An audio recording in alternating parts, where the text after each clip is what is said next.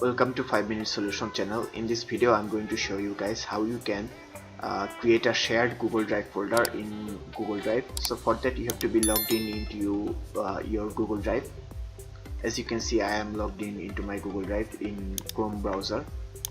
So from here you have to click on new and click on folder and name that anything you want and click on create. So in this folder you have to right click and click on share.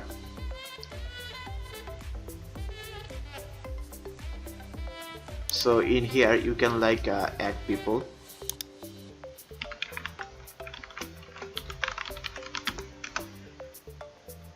So you can notify people as well that you have shared that folder with them, and you can make it an editor option. You have to make it an editor option so that they can edit, add or create files in this folder.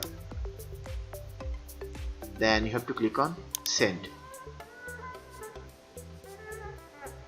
So it says it might say share to non-Google account if you are sending the link to a man who is using another email.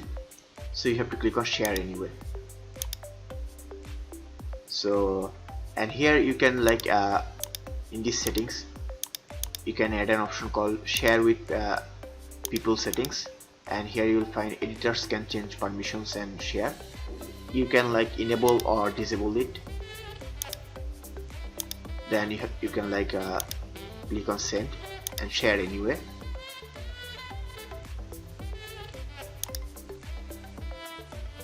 So if you go to shared options, you can find that person is now added, and that email is has now access to your Google Drive folder. And you can edit options from here as well. You can remove them at any time. So that's how you basically share a Google Drive with another person. So if you want more videos like this, then comment and subscribe, and also thank you very much for watching this video.